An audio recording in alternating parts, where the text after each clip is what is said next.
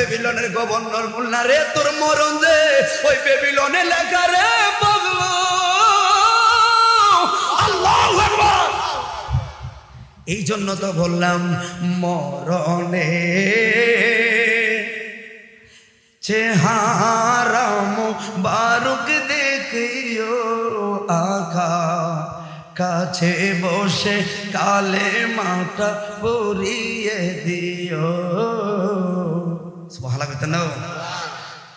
আজরাইল কয়েকটা বেশ কি দিছি জায়গা মতো কে বসছে, তার মানে তার মরণটা ওই জায়গায় লেখা, টাইম টু টাইম ওই জায়গা। অতএব ছাড় তো পাবেন না, মরা তো লাগবে। কথা বলো ঠিক না বেঠে? আজরাইলের যন্ত্রণা বড় ভয়ানক। আমি প্রায় মাহফিলে এগুলোই বলি। অত কয়েক জায়গায় ব্রাহ্মণ বড় বন্ধুর সাথে একটা মাহফিলে এই কথাটা আমি বলেছিলাম, বড় ভয়ানক। অতএব কি বুঝাইতে চাই, শুধু মৃত্যুকে স্মরণ করেন, স্মরণ করে একটা মসজিদমুখী হন, এটি উদ্দেশ্য, আর কিছু না। আপনার সাথে আমার বাড়ির কিছু সম্পর্ক না, সম্পর্ক একটা যেটা অনেক বড়, সেটা হলো আপনি মুসলিম, আমি মুসলিম, আপনি ভাই আমার। কথা বলো ঠিক না বেঠে? অতএব আমি ভাই হয়ে আপনার ক্ষতি চাচ্ছি না ভাই। এই জন্য বলি আসুন সকলে মিলে জান্নাতে থাকি, কারণ জান্নাত আমাদের পূর্বপুরুষের সম্পদ। কথা বলো ঠিক না বেঠে? এটা আমাদের পূর্বপুরুষের জায়গা। হঠাৎ করে কিছু কয়েকজন লোক চলে গেছে, এটাকে জান্নাত মনে লাগতো না কেন? এই জন্য বাইরে আসলাম ভবে, আসলাম যেহেতু একদিন আগে আর পরে রে যাওয়া লাগবো, যাওয়া লাগবো। ও বন্ধু এই যাওয়াটা আমার কেমন হবে রে? আমি জানি না আমার মরণটা কোথায়, আমি জানি না আমার মরণটা কেমনে, তবে জানি রে আমার মরণ হবে। তবে এই মরণটা কি আমার ঠাড়া পইরা হয়নি রে, নাকি এই মরণটাই আমার গাড়ির তলে হরেনি রে, না পানিতে পইরা রে, না আগুনে পুইরা রে, না কেমনি আমি জানি না রে। আমার মরণটা কি রাডে অবস্থায় রাখছে নি গো, নাকি আমার মরণ? এই জন্য আল্লাহ মরণ তো দিবা, মরণ তো হবে। ওই আমার মরার আগে রে আমার কালিমায়ে শাহাদাত নসিব হইব নি গো।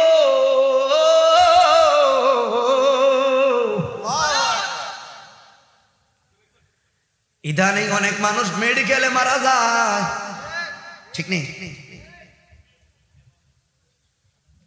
আমার আব্বা আমার বললো, আমার যখন দেখবি শরীরের একেবারে শেষ প্রান্তে চলে আসলাম, তোরা আইসিইউ না বের চলো না, এতে আমাকে নিবি না। কেন বললাম? মরার 5 মিনিট আগে 2 মিনিট আগে স্বজনরা সামনে বয়ে কালিমা শাহাদাত পড়ার আনন্দ রে মেডিকেলে নিয়ে তোরা ফালে রাখবি। কিছু মানুষ অতি আবেগে বলে মেডিকেলে ফালে রাখ, ডাক্তারে ট্রিটমেন্ট করবে, আর ট্রিটমেন্টের একটা চলনার মধ্যে এসে নিয়ে যাবে। বন্ধুরে আমার আব্বা বলতো, যখন বুঝতে পারবি বাবার শরীরটা আর ভালো না, একটা সীমা রেখার অতিক্রম করলো, আমাকে তোরা বাড়িতে নিবি রে। কেন? ওরে অনেক মানুষ আছে রে আইসিইউর মধ্যে মরে যায়, খবর থাকে না রে। কিন্তু অনেক মানুষ তার এমনি মেরে ফেলে, অসুস্থতায় মরে যায়। কিন্তু আমার চাওয়া হলো, ওরে আমার মরার আগে রে আমার আলেম ছেলেরা আমার সামনে দাঁড়ায়া থাকবো, আমার পরিবারের সবাই দাঁড়ায়া থাকবো, সবাই কালিমায়ে শাহাদাতের ধ্বনি দিব রে। শয়তান আইব, ওই সময় আমার ঈমানটা নষ্ট করার ষড়যন্ত্র চালাইব। ওই সময় তোরা কালিমায়ে শাহাদাত পড়ায় আমার যতই উপকার করবি, তোকে আইসিইউ তোকে ভেন্টিলেশনে উপকার করবো না রে। স্বজনরা যত কালিমায়ে শাহাদাতের তুলকিন দিবি রে, ততই আমার উপকার গো। ঠিক না বেঠে? একটা কালিমায়ে শাহাদাত কত উপকার, ওই মরণ কাল। কথা বলে ঠিক না বেঠে? হ্যাঁ, চিকিৎসা লাগবে, কিন্তু খেয়াল রাখতে হবে। চিকিৎসার ফাঁকও আমি, আপনারা দেখেছেন আব্বা মেডিকেল কত বছর ছিল ঢাকা মেডিকেলে। আমরা তো ওই বংশ থেকে আস্তে আস্তে বড় হয়েছি। কেন কথাগুলো বলছি? শিখার আছে বাবা। একটা মিনিট আপনার হুঁশ থাকবে, অন্য কোনো পেরেশান নয়, শুধু একটা মিনিট আপনার কলবে আল্লাহর জিকির থাকতে হবে। কথা বলে ঠিক না বেঠে? জিকির থাকতে হবে, কারণ 1 সেকেন্ড আগেও মিস্টার ইবলিস আপনার ইমান ধোঁকা দেওয়ার পারমিট আগে নিয়ে রেখেছে। কথা বলেন, পারমিট নিয়ে রেখেছে। অতএব ওই শয়তান এতটা পাওয়ারফুল, আপনার ইঞ্চি রগের মধ্যে ঢুকে ইমান হরণ করা কৌশল চালাবে। এই জন্য বলি, মৃত্যুর 1 মিনিট আগে যদি আপনার ইমানটা নষ্ট করে নেয়, তাহলে এই নামাজের দাম কি, ইবাদতের দাম কি? তাহলে ওই হিসাব করে চলবেন বাবা। তাহলে আমি কি বুঝতে পারলাম কথাটা? একটা জিনিস হয়, মূল কথা, ইবাদত বন্দেগী দিয়ে আমি জান্নাতে যেতে পারবো না। জান্নাতে যাওয়ার পূর্ব শর্ত হলো আল্লাহর অসীম দয়া। কথা বলো ঠিক না বেঠিক? আপনারা কি একমত? সবাই একমত তো? অসীম দয়া ছাড়া কেউ জান্নাতে যেতে পারবে না ভাইয়ারা আমার। কারণ আমি জানি কুল্লু নাফসিন যায়কাতুল, এটা তো একেবারে যেটা আজীবন মাথা দাঁত ঝাড়ো করে কুল্লু নাফসিন যায়কাতুল বুঝে থাকে, সব মিথ্যা। এটা মরণ লাগবে। কে কে মরতেন না? হাত তোলেন। মরবেন সবাই? আজরাইলে আসবো তো? ভাই যুবকরা, তোমাকে একটু বসবে না? আমি তোমাদের এলাকা আসছি বড় আনন্দ করে, আজকে হঠাৎ করে চলে আসছি। দাওয়াত দিতাম তাই না, ওটা মহাব্বতে আসছে বন্ধু মানুষের। কিন্তু কথাগুলো তোমার দাঁড়িয়ে থাকলে বলতে পারবো না। সবাই সহায়তা করলে শর্ট টাইমে কথাটা বলবো। শুধু একটা মেসেজ দিতে চাই, আমার মৃত্যুটা যেন সুন্দর হয়, আমার ইবাদতটা যেন আমার ঠিক থাকে, আল্লাহ রসুলকে যেন একটু চিনে খবর যেতে পারে, এটাই উদ্দেশ্য। এখন অন্য কোনো কাহিনী বলে লাভ নেই, সময় নষ্ট করা। কথা বলো ঠিক না বেটে? যেন মহাব্বত বলে আল্লাহুম্মা সাল্লাম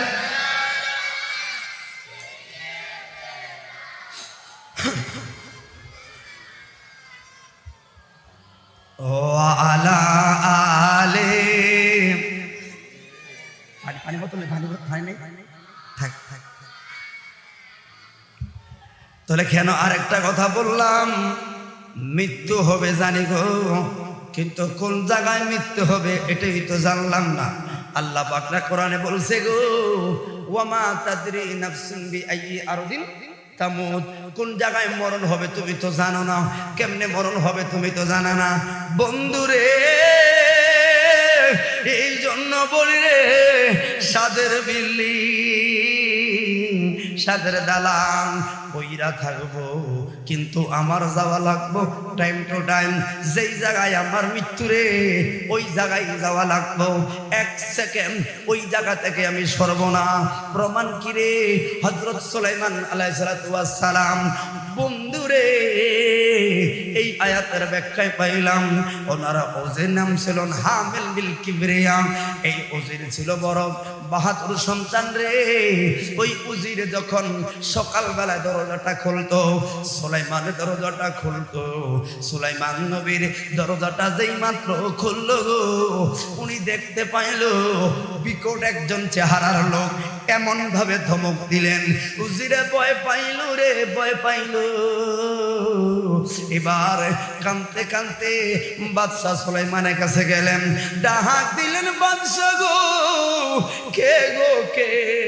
এমন বিকট চেহারার লোক, এমন ভয়ঙ্কর চেহারা লোক আমার দিকে ধাবায়া আসলো, মেরে ফেলবে গো, মেরে ফেলবো। তো আমি কি করতাম? বাদশাহী, ওই যে বেবিলনের মধ্যে একটা রাজ্য রইল, আমার মেহেরবানি কইরা ওই রাজ্যের গভর্নর বানায়া দাও। এই রাজ্যে আমি আর থাকতাম না। কখন যাবি? ওই আর দেরি কইরেন না। আপনি না বাতাসে আপনার কথা শুনে গো, আকাশ না আপনার কথা শুনে, চন্দ্র আপনার কথা শুনে, সবাই তো আপনার কথা ভাষা বুঝতে পারে। একটু বাতাসকে ডাক দেন না, আমার যেন পলকের মধ্যে ওই জায়গায় নিয়ে আসে। এই জায়গায় থাকতাম না কেন? কেন? ওই এই লোকটা যেই কোন মুহূর্তে আমাকে মেরে ফেলবো, যেই কথা সেই কাজ। এবার ওই লোকটার পলকের মধ্যে বেবিলনের রাজ্যে অমুক বাড়িতে অমুক রুমের মধ্যে রেখে আসা হলো। পরের দিন সকাল 10:30 বাজে গো, ওই 10টা বাজে আবার ভদ্রলোক সুলাইমান নবীর কাছে আইসা সালাম দিলেন। সুবহানাল্লাহ। খেয়াল করেন, সুলাইমান নবীকে এত জোরে ধমক দেওয়ার কি দরকার ছিল? ভদ্রলোক কয়, আল্লাহর নবী সুলাইমান গো, আমি ধমক দিলাম গো একটা কারণ গো, আর কেউ নাই। ভদ্রলোককে জানেননি, এ হইল মুআল্লিমুল মালায়েকা, এই হলো হযরতে আজরাইল আলাইহিস সালাতু ওয়াস সালাম। কয়, সুলাইমান নবী রে, আমি চতুর্থ আসমানে সবার মৃত্যু পঞ্জিকার তালিকাগুলো করি, যখন দেখলাম এই লোকের হায়াতের পাতাটা ছিল, আমি তার ভেরিফাইগুলো দেখলাম, তার কাগজপত্রগুলো দেখলাম, কোথায় তার মরণটা লেখা। সর্বনাশ রে, আপনার এই রাজ্য থেকে ওরা ওই মৃত্যুর জনকা যেই জায়গায় লেখা, ওই জায়গাটা প্রায় 3000 মাইল দূরে। এখন আজকে বাজে সকাল 10টা, এর মরণ দিয়ে লেখা আছে আগামীকাল সকাল 10টায়। কেমনে যাইব? 6 মাসের পথ সামনে। কিরে, আমি যেই লোকের মরণ হবে আগামীকাল সকাল 10টায় বেবিলনের রাজ্যের মধ্যে, ওই লোক দিয়ে এখন আপনার রাজ্যের মধ্যে, হিসাব তো মিলাইতে পারলাম না। আল্লাহর নবী সুলাইমান রে, এই জন্য রে আমি আইসা এমন জোরে একটা বেশকি দিলাম রে, এই লোকটাই ভয় পাইয়া আপনার কইল, ও সুলাইমান এই জায়গায় থাকতাম না, আমার বেবিলনের গভর্নর বানাইয়া দাও। বেবিলনের গভর্নর বলনা রে, তোর মরণ যে ওই বেবিলনে লেখা রে পাগল। আল্লাহু আকবার। এই জন্য তো বললাম, মরণে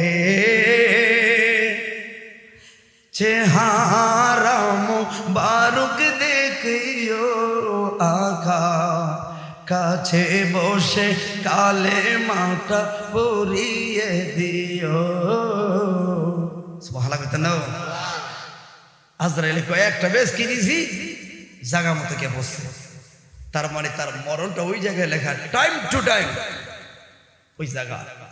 অতএব ছাড় তো পাবেন না, মরা তো লাগবে। কথা বলো ঠিক না বেঠে? আজরাইলের যন্ত্রণা বড় ভয়ানক।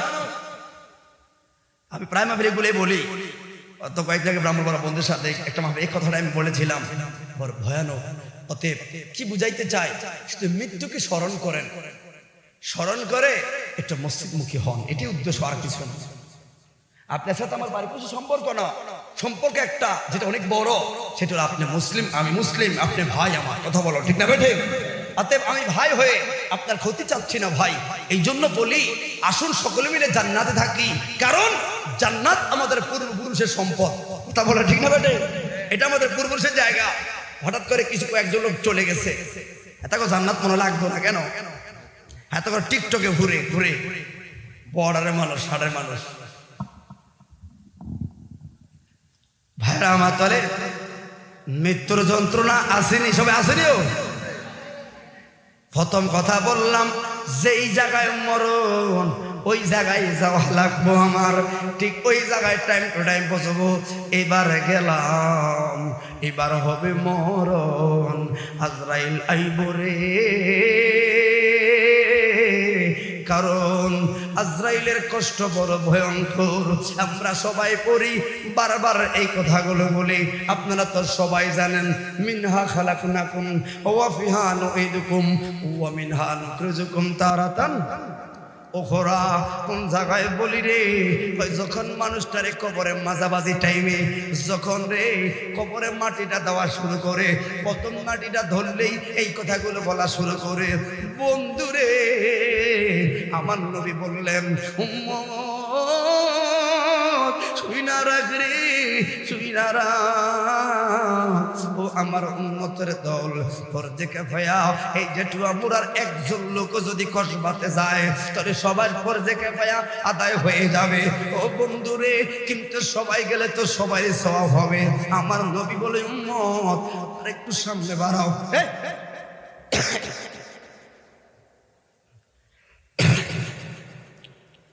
আর একটু ছবি সামনে বাড়াও।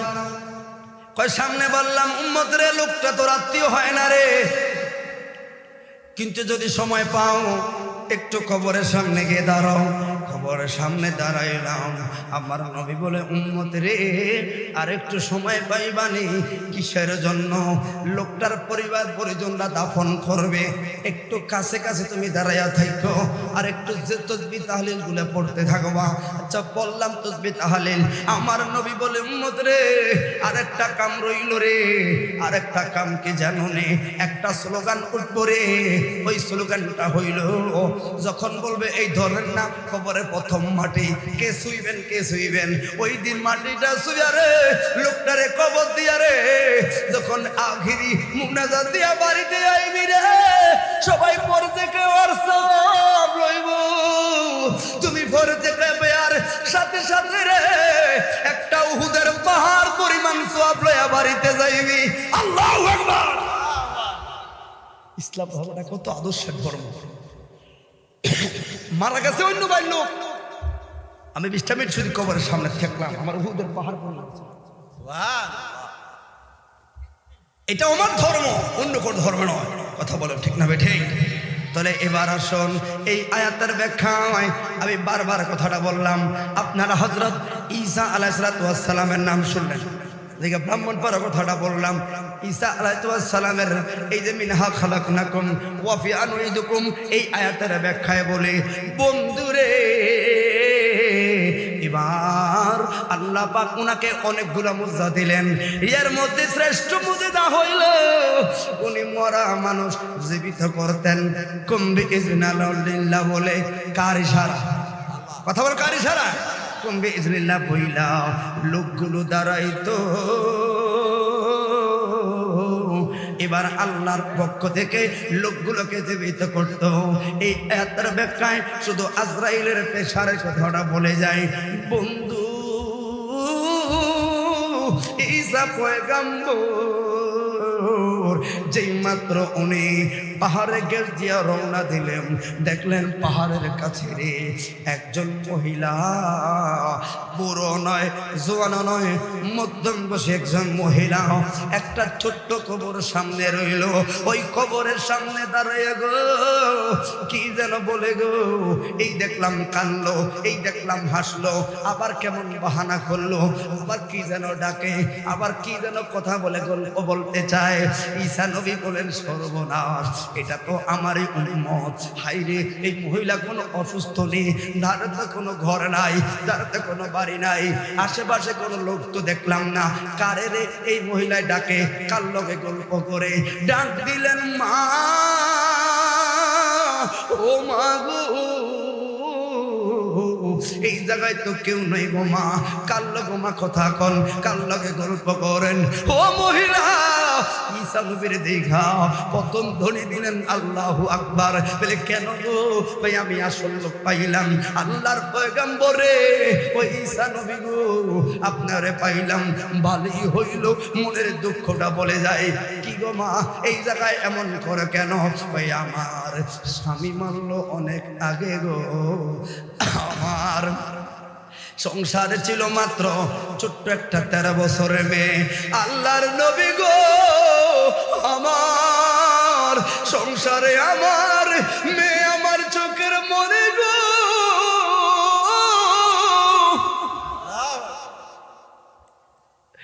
শর্ট টাইমের কথাটা খেয়াল রাখবেন, মেয়ে আমার সম্পদ। যেমন আমি 3 দিন হয়তো আজকে বাড়িতে যেতে পারি না, সিলেট হবিগঞ্জে করে আজকে এখন বাড়িতে যাব, যদি আল্লাহ নেয়। ছোট বাচ্চা যাদের আছে তারা বুঝে, দূরে থাকলে কেমন কষ্ট লাগে।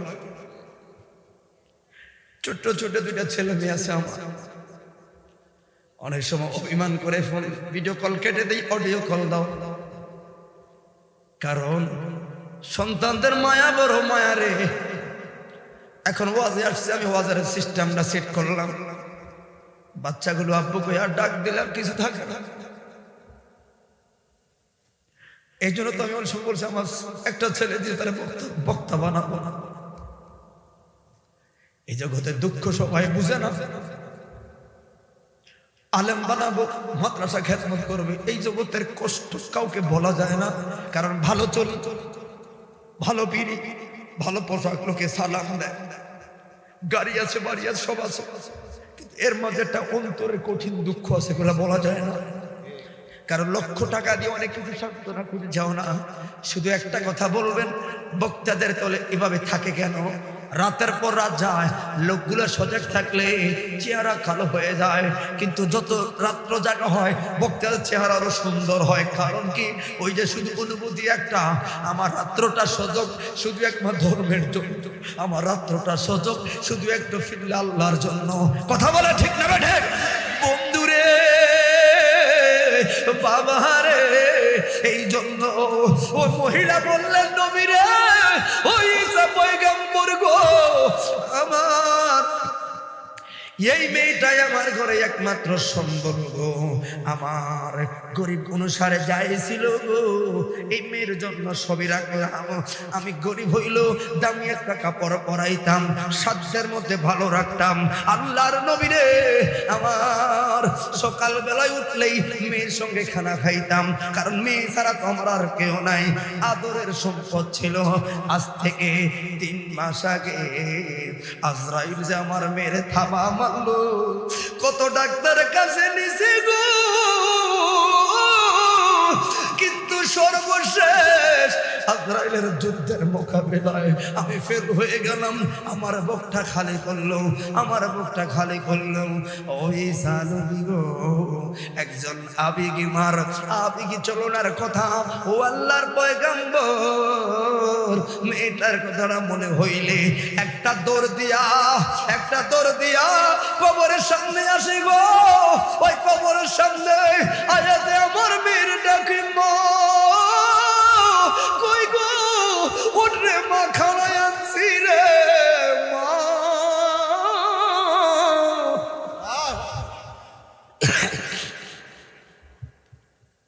মাই যে সিরিলে দাঁড়ায় রয়েছে, উঠরে মা।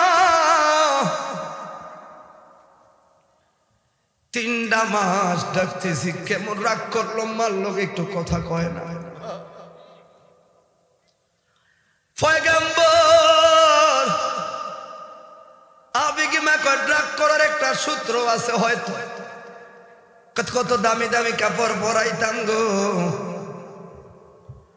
যখন আমার মেয়েটারে এই ঘরে ঢুকাইলাম, তখন 5টা কাপড় দিলাম, কাপড়গুলো বেশি দামি দিতে পারি নাই।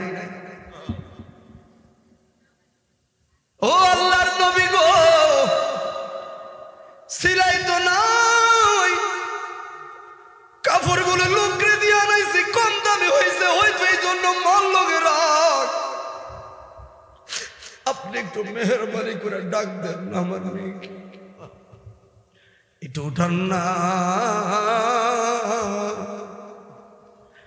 বুঝতে পারলে ছোট্ট একটা সারা ছোট্ট একটা কথা যথেষ্ট, একটু উঠান না গো আল্লাহর নবী,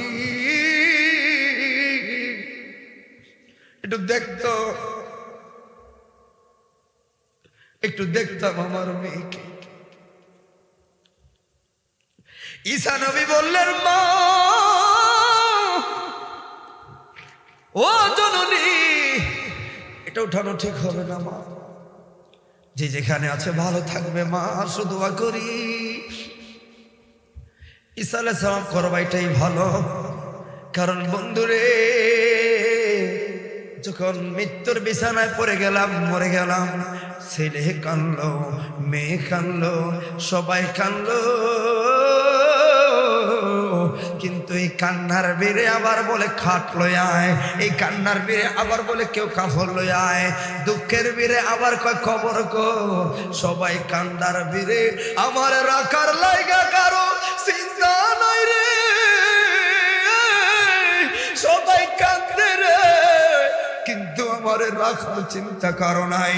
আমার যে আবার রাখবো এই চিন্তায় একটা লোক কান্দে না। ওরে স্বজন রে, কেউ রে তোর মরণ কালে তোমার যে ঘরে রাখবো না রে, সবাই কানবো, কিন্তু তোমারে ওই ঘরে রাখবো, কানবো, তোমারে আবার কবরে দিব।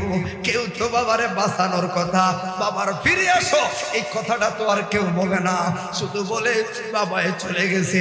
এই জন্য তো বললাম মরণের চিঠি যখন আসবে আমার, কালেমার তালকিন দিও বারে বার, মরণের চিঠি যখন আসবে আমার, কালেমার তালকিন দিও বারে বার, প্রাণ ভরে দেখবো চেহারা তোমার, দেখে নাও রোজা তোমার রাসূলুল্লাহ,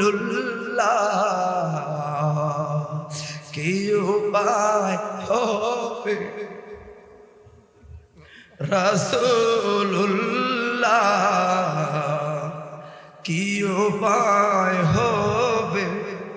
প্র্যাকটিক্যাল এখন দেখতেছি আসলে আমার আপন কেউ নয়, ওই মদিনার তের ভূমি, ওই মদিনার পরে ধুলি, মাগতাম আমি পেলে সুরমা বলি, জবান খুলে বলুন আল্লাহু আকবার।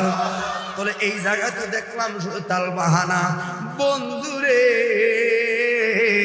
আর কয়েকটা মিনিট কথাটা বলি, খেয়াল করবেন, কারণ আমি দেখলাম আমার মরণ কালেও সবাই কালিমায় শাহাদাত দিল রে, কিন্তু ওই হিসাব মিলাইয়া দেখলাম রাখার চিন্তা কারোই নাই।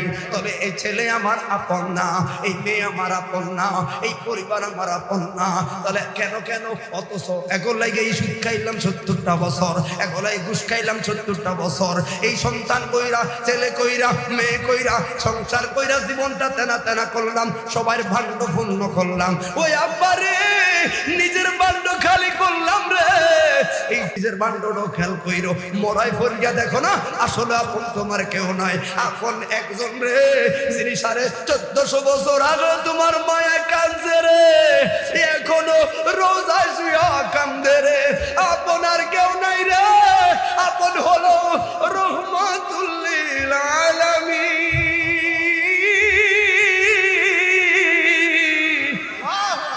দুহাত তুলে বলো ঠিক না বেঠে, ওই নবী আপন। এই আপন ভেবে 5 ওয়াক্ত নামাজ কারা কারা চায় হাত পড়বেন তো ইনশাআল্লাহ, পড়বেন তো ইনশাআল্লাহ, আল্লাহ কবুল করে বলুন আমিন। কারণ নবীকে আপন ভাবে নামাজ না পড়লে আপনে কোনো দাম থাকে না। ভাইরা আমার, তাহলে এবার কষ্ট বেশি দিলেছি না বাবা, না কয়টা বাজে না, 11টা বাজে। হাই রে, তাহলে এবার তো বুঝলাম মরণে দেখলাম সবই তো ফল, তাহলে আপন কে নবী, তাহলে এই আপনারটা করি মরণে চেহারা মোবারক দেখিও, আকা কাছে বসে কালেমাটা পড়িয়ে দিও, কাছে বসে কালেমাটা পড়িয়ে দিও, রোজা মুবারক, রোজা মুবারক বারবারে নিও, কদম মুবারক চুমিতে দিও, চুমিতে দিও, আমায় চুমিতে দিও, আমার রুহটা, ওই আমার রুহটা বের হতে হাসিটা দিও, তোমার নূরানি হাত আমার কপালে দিও, রোজা মুবারক বারবার নিও, কদম মুবারক চুমিতে দিও, চুমিতে দিও, পাগলার রোহটা বের হতে হাসিটা দিও, তোমার নূরানি হাত আমার কপালে দিও। সবাই সবাই মহব্বতে বলবেন, ও মদিনার মাটি রে, তুই যে বড় খাঁটি ঠিক নেই, আসলেও ঠিক নেই। দেখলাম ডাইরেক্ট ওয়াজ করে আপনারা ঘুমিয়ে যাবেন, এটা রসুল পাকের শান্ত হওয়া লাগবে, কারণ এই কথাগুলো তখন আপনার অন্তরে ঢুকবে, নাতরাজগুলো মেডিসিন হয়ে কাজ করবে। কথা বলো ঠিক না বেটে? বলেন ও মদিনার,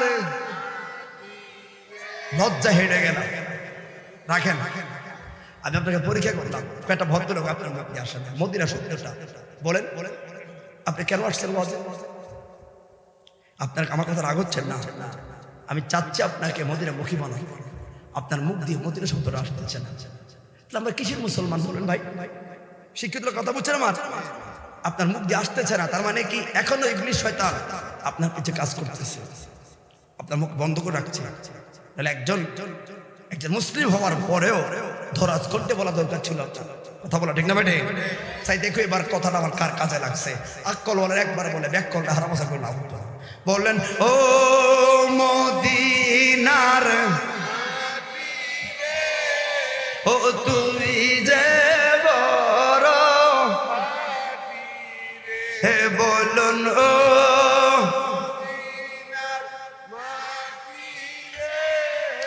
তুই যে বড়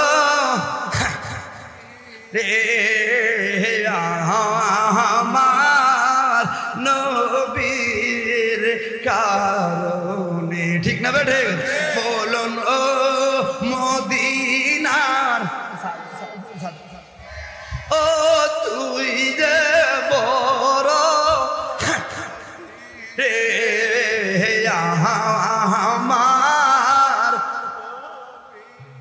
কারণে, আর তুই তো মদিনা ছিল না, ইয়াসরিবি নাম শুনি বর্ণনায় আমার নবীর কদম পড়ছে রে, তোমার কপাল খুলে গেছে রে, ওই আমার নবীর কদম পড়ছে রে, সোনার মদিনা হয়েছে রে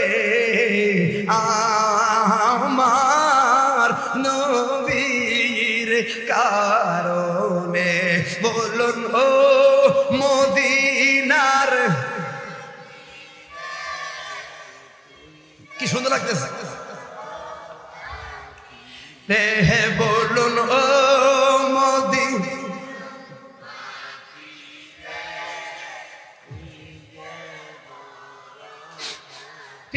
রে আমার নবীর, আরে ওই মাটি তো মাটি নয়, শুনো তোর পরিচয়, ওরে ওই মাটি যার গলায় রে রোগবালা থাকে না রে, আমার নবীর কারণে। বলুন ও মদিনার,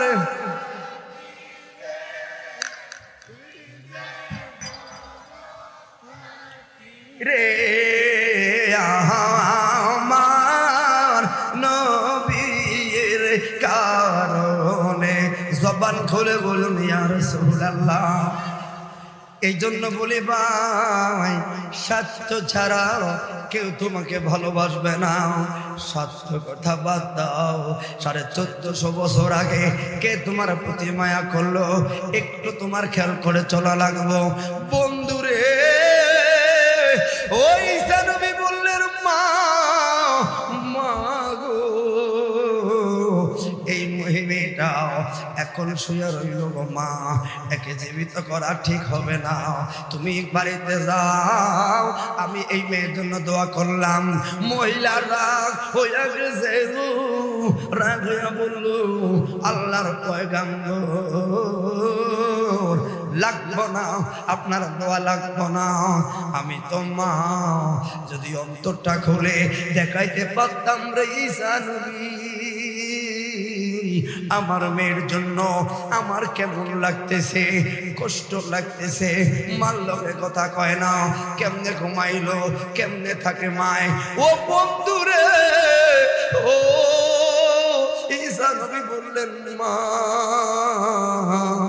মা গো, যাও তুমি একটু দূরে যাও, আমি তোমার মেয়েকে ডাক দেই। যেই মাত্র ওই কবরের সামনে গিয়ে বললেন, কুম্বি ইজনিল্লাহ,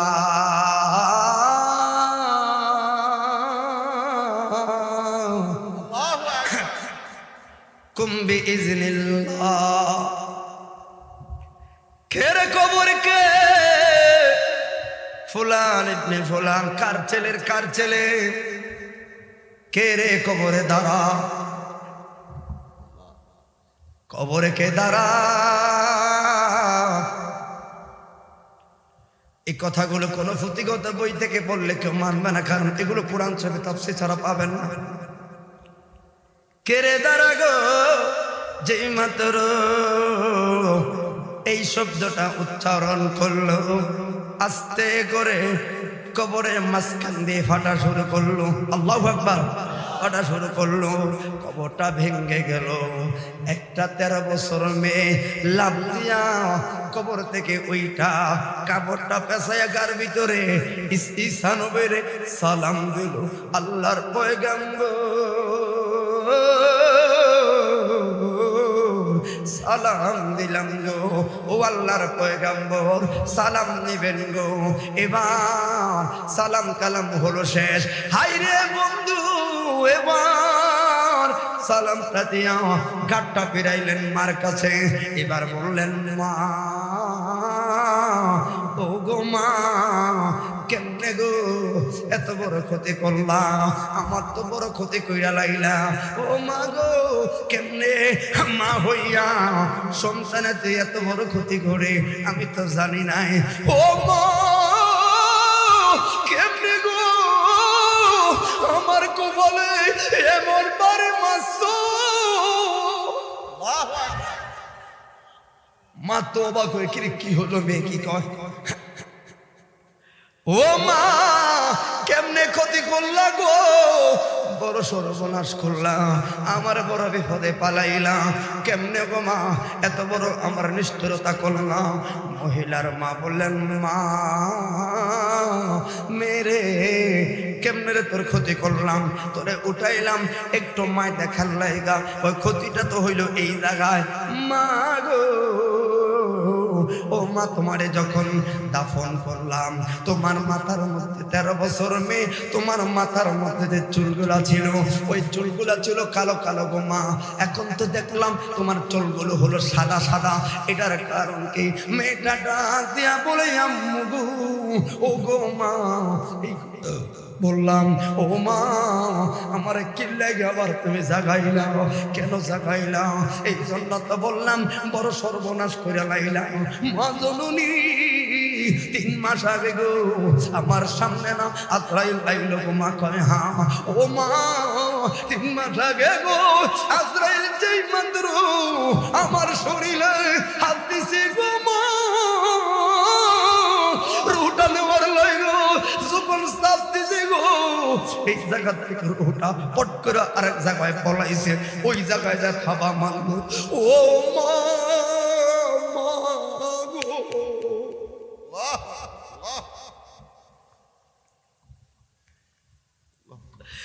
রুহ এত সহজে বের হয় না মা,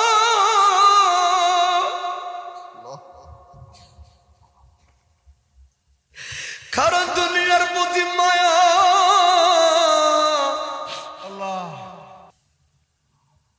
মায়া রে, এই জায়গায় ধরলে ওই জায়গায় রুহ পালায়। দুনিয়ার মায়া, রুহ বারবার বলবো, হাত দিস না, হাত দিস না। আত্মার সঙ্গে রুহের সঙ্গে আজরাইল একটা আপনারা দেখাই গোলাঙ্কবার করছেন, আপনারা অনেকে দেখছেন, হয়তো পাবেন। রুহের সঙ্গে একটা বড় বাহাস হয়। আজরাইলের সাথে বলবে, কে তোমারে পাঠাইছে? তুমি যাইছো কোন ডকুমেন্টস আসেনি তোমার? আজরাইল বলছেন তোমার কোনো পারমিশনের প্রয়োজন নাই, শুধু মাওলা রব্বে কারীম আমাকে একজন লোকের কাছে যাইতে পারমিশন চাইতে বলেছে, এছাড়া কুল কায়নাতের কারো আমার কাছে কোনো পারমিশন নাই গো। শুধু দিনের নবী মুহাম্মদ রাসূলুল্লাহ সাল্লাল্লাহু আলাইহি ওয়াসাল্লামের যখন ইন্তেকাল সম্পর্কে বাজেট দেখলাম, কুফুরা ভাতা খালি, কোনো কিছুই নাই। মার নবীর কাছে যখন হাতটা বাড়াইলাম, আমার নবী অনুমতি দিছে গো। কয়েকজন মুরব্বী বাবা যায়, এত মনে আজরাইল এই মাত্র আইতেছে। লজ্জিত পাবলিক মুসলমান সবাই জবান খুলে বলুন আল্লাহু আকবার। কারণ বক্তারা যখন কথা বলতে চায় তখন অন্তরটাকে যখন ফিরলে আল্লাহর মধ্যে অন্তরটাকে লজ্জ করে, তখন দেখবেন ওই জায়গায় রহম আসা শুরু করে। আর ওই রহমের জায়গা আপনাকে শয়তান লাড়া দিলে পুরো সেক্টরটার অন্তর থাকে মানুষকে ডিভাইডেড করে ফেলে। কথা বলে ঠিক না ঠিক? পুরো মনটাই ভেঙে দিল তারা। বন্ধুরে, ওয়াজ মাহফিলে তো সোজা না, বক্তারা চেষ্টা করে হৃদয়টাকে ফানাফিল্লার জায়গাতে পৌঁছাইতে পারলে দুইটা কথা আমার শ্রোতাদের কাজে লাগবে। তখন বাহিরে যুদ্ধ হলো কথা নাই, প্রস্রাব ধরলো শব্দ নাই, পায়খানা ধরলো শব্দ নাই, কারণ আমার মালিকের প্রেম বড় মায়া রে। ঠিক না বেটাই? এরা কি তো এই মাহফিল, আমি তো বুঝলাম না কিছু বাবা। এই জন্য বলে যুবক, এমনও শ্রোতা দেখলাম পায়খানা করে দিয়েছে, গন্ধ বের হলো, উঠে না। কি গন্ধ হলো থেকে কয় হুজুর আমি বসেছিলাম, পায়খানা প্রস্রাব ধরলো করে ফেলেছি, পারি না কেন? ওই এমন ভাবে নূর নবীর আলোচনা চলছে, একটা লাইন শব্দ ছাড়তে আমার কষ্ট লাগতেছে। এই জন্য কোন সময় ওই কোন কথার ছন্দে কোন কথার মায়া জালে আল্লাহ যে আমাকে রহম করে ফেলবে আমি বলতে পারি নাই। এই জন্য একটা সেকেন্ড, একটা মুহূর্তের পর্যন্ত আমি শব্দ বচন ভঙ্গি থেকে সরি নাই। এই জন্য তো বলি হেদায়েত এত সোজা জিনিস না। যুবক বন্ধুরে, এবার ওই মেয়ে বললেন মা গো, ওই যখন আজরাইল আয়া আমার দেহে ভর করলো, ও মা, এই জায়গায় যখন চাপ মারলো ওই জায়গায় রুহ যায়। রুহ বারবার বাহাসের জন্য বসে, কেন? কে কইছে তোমার আইতে? কেন তুমি আসছো? সময় কি এখনই হয়ে গেছে নাকি আর একটু সময় আছে? আজরাইল এই জন্য বললাম, যাইবার কথা কি তোমার মনে নাই গো? যাইবার কথা কি তোমার মনে নাই? অসময়ে আইস বুঝি নাইর নেবার লাই, অসময়ে আইস বুঝি নাইর নেবার লাই। বড়ই পাতার গরম জলে সোয়াইয়া মশারের তলে গো, বড়ই পাতার গরম জলে সোয়াইয়া মশারের তলে গো। ওরে সাদা কাপড় দিবে আমায় পিনবার লাই গো, সাদা কাপড় দিবে তোমায় পিনবার লাই। অসময়ে আইস বুঝি নাইর নেবার লাই। কথা বলুন ঠিক না বেঠে? হাই রে বন্ধুরে, এবার ওই মহিলা বলবে, বললেন মা, এইভাবে যখন আমার আজরাইল থেকে বাধা দেয়, ধরিস না, আমার প্রত্যেকটা অঙ্গ প্রত্যঙ্গ আজরাইলের বিরুদ্ধে কথা বলা শুরু করলো, এ ধরিস না। কিন্তু আজরাইলের যেই জায়গায় একবার আসল লাগাবে ওই জায়গায় শরীর সংসার শক্তিটা বন্ধ হয়ে যাবে, স্নায়ু শক্তি বন্ধ হয়ে যাবে, আওয়াজ স্পিকারটা বন্ধ হয়ে যাবে। মা গো মা, আজরাইল বর করলে প্রথম শব্দটা, প্রথম কর্ম হলো তোমার কণ্ঠের আওয়াজটা চলে যাবে, শব্দটা নিয়ে যাবে। ও মা, এরপরে গো আমার রক্ত চলাচলটা বন্ধ হয়ে যাবে, আমার প্রত্যেকটা হাড়ের জয়েন্টগুলোর প্ল্যানগুলো ছিটে যাবে। ও মা, এরপরে হার্টের ভিতরে মগজগুলো ডেমে 70 সেকেন্ডের মধ্যে শুরু হয়ে যাবে। মা, আমার রক্তগুলো ওই মুহূর্তে আমার শরীরে থাকলো সেকেন্ডের জন্য আর কাজ করবে না। আম্মু গো, যখন আজরাইলে আমার রুহটার লগে এই খেলা শুরু করলো, ও মা তুমি রুহ দেহের প্রতি এত মায়া গো, চতুর্দিকে শরীরের ঘুরবে, সর্বশেষ রুহটা বলবে ঠিক আছে ঠিক আছে, আর কষ্ট দিও না, আমি এখন বের হয়ে যাই, আর কষ্ট। হায় রে মরণ রে,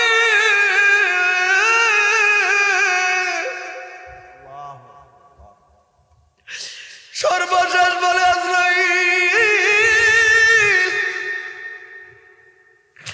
আর কষ্ট দিস না,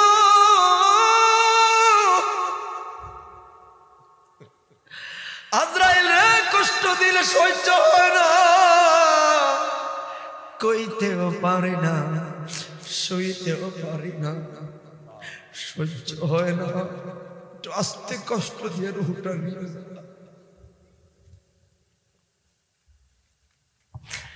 দুনিয়ায় দিও গো তার নেগাহ, মৌতে পাই যেন মুখে চাও মাখা, কবরে কেমনে থাকবো আমি একা একা, তোমার বন্ধু যেন সাথী হয়ে দেখা, তোমার বন্ধু যেন সাথী হয়ে দেখা। জবান খুলে বলেন ইয়া রাসূলুল্লাহ। হায় রে ও বন্ধু রে, ওই 13 বছর মেয়ে বললেন জননী মা গো, যখন আমার রুহটা এই বুক বরাবর আইলো, মা খেলনা চিনি গো, আমার নিঃশ্বাসের ধ্বনিটা বড় হয়ে গেল। ওই হা ও মা, বুকের মধ্যে আইনা গো এমন জোরে একটা থাবা মারবো গো মা, ওই থাবাটা গো যদি তোমার মেয়ের বুকে না পইরা ওই দিন জমিনে পড়তো গো, পুরা জমিনটা দুলার মতো উইরা যাইতো। ও মা, এমন জোরে একটা প্রেসার দিয়া আঘাত দিয়া গো 13 বছরের মেয়ে এত যন্ত্রণা দিয়া আমার রুহটা নিছে। মা তুমি যে ক্ষতি করলা গো, ক্ষতি করার সূত্রটা হলো এই জায়গায়। এই গো মা, ঈসা নবী আমার আবার ডাক দিলেন, আল্লাহ মায়া কইরা আমার আবার রূহ দিল। জননী গো, ও গো মা, 3 মাস আগে না গো আজরাইলের এই কষ্ট মোকাবিলা করলাম গো মা, এখন না আবার আমার রূহ আইছে গো, আমার আবার রূহ আইছে গো মা, তার মানে আবার আজরাইল আইব গো মা। ও মা, এখন না আবার বাচ্চা গেলাম, আবার না জীবিত হলাম, তার মানে আবার আজরাইল আইব, আবার আমার রূহ নিব, আবার কষ্ট দিব। ওই গো মা, কিনলে আবার এমন কষ্টে পালাইছো, আমি ওই 3 মাস আগের আজরাইলের দখল ওই কষ্টগুলো মা এখন তো বলতে পারি নাই, আবার আমার কিনলে বাঁচাইছ, তার মানে আবার আমার মরণ লাগবো, আবার আমার কবরে যাওয়া লাগবো। মাগো ও বাবার এত বড় ক্ষতি করলা গো, ওরে কইবার বন্ধুরে ও বাবরা 13 বছরের মেয়ে থেকে কি বুঝলাম 13 বছরের মেয়ের সঙ্গে আজরাইল যদি করে এমন আচরণ, তাহলে আমার তো বয়স হলো 34 35-এ পড়বে, আমার সঙ্গে তো আরো বেশি খারাপ। যার 40 বছর হলো তার আরো বেশি খারাপ, যার 80 বছর 70 বছর হলো আরো বেশি খারাপ। কারণ যত কুকর্ম তত আমার কষ্ট। ওরে পারতাম না রে, পারতাম না রে। আজরাইলের কষ্ট, 13 বছর মেয়ে যদি এই সীমানা যায় রে, তাহলে আমার না গুনাহ বেশি, আমার না বয়স বেশি, তাহলে আমার আরো বেশি হবে। এই জন্য বাবা রে, মরণে স্মরণ করো, 5 ওয়াক্ত নামাজ পড়ো রে। কারণ তোমার কবরে তুমি, আমার কবরে আমি, সবাই সুখের ভাগ লইব, দুঃখের বেলায় কেউ না। ঠিক না বেটা? শেষ কথা, কথা বুঝছেন আমার? শুধু একটা, কারণ সারা কথা ফেসাইতে হবে না, ছোট্ট একটা টপিকসে কথা বলেছি।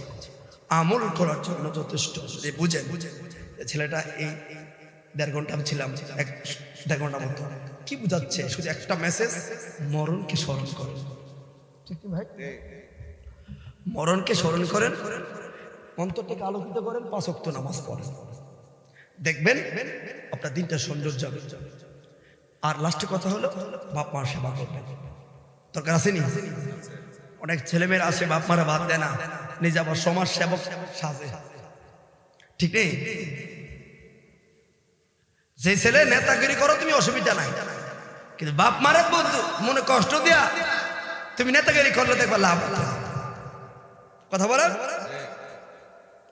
বাপ্পার মনে কষ্ট দিয়া কোটি টাকার দালান বানাইবা, কোটি বড় বিল্ডিং এ থাকবা, দেখবা শান্তি লাগবে না। কথা বলেন?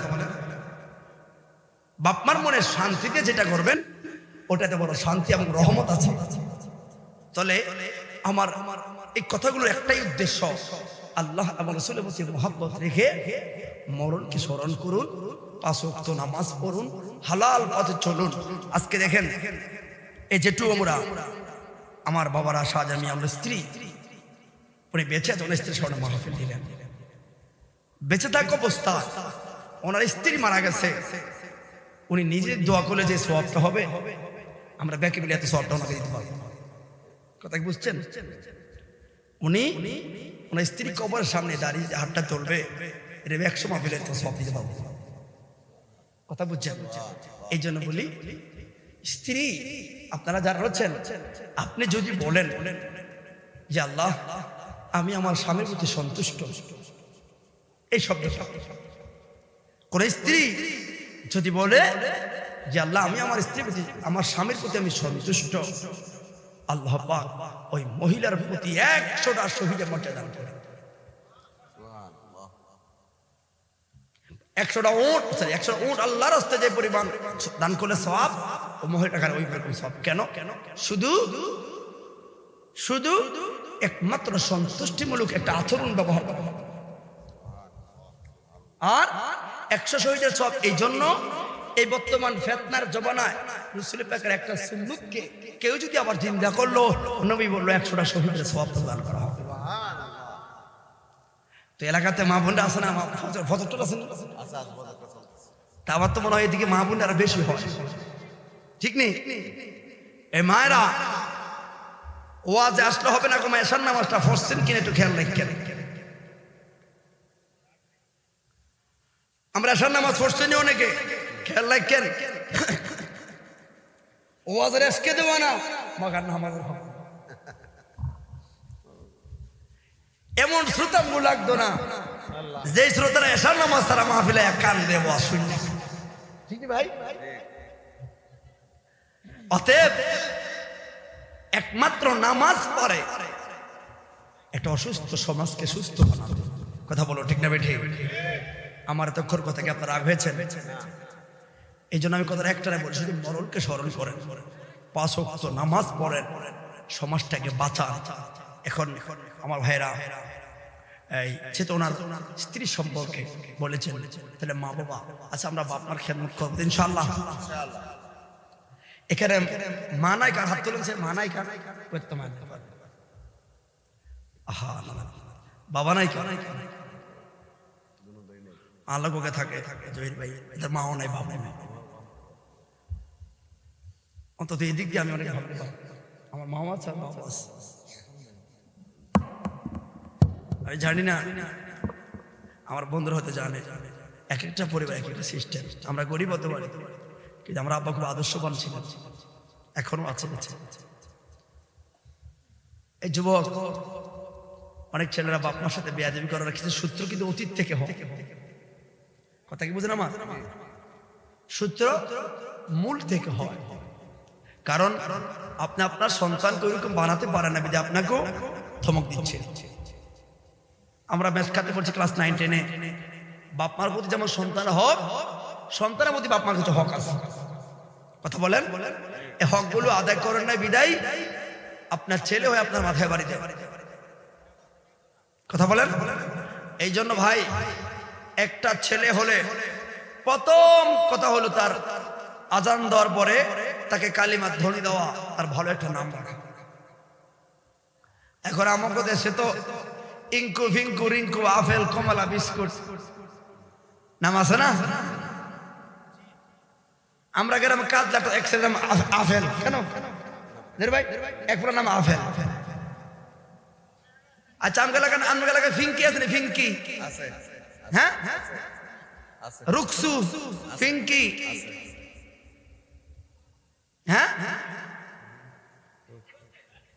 মিতু মিতু বিতি, এটি ছোট লোক আর থার্ড ক্লাস না। হ্যাঁ আবার বৃষ্টি, রাগ হয় না কথা বলবো, এগুলো দরকার। আপনাকে রাগ হচ্ছে আমার কথা? তাহলে রাসূল পাক সাল্লাল্লাহু আলাইহি ওয়াসাল্লামের কাছে দুইটা নাম পাওয়া পছন্দ, আব্দুল্লাহ, আব্দুর রহমান। অসংখ্য বিথি রাখলেন কোন দুঃখে? আমাকে বলেন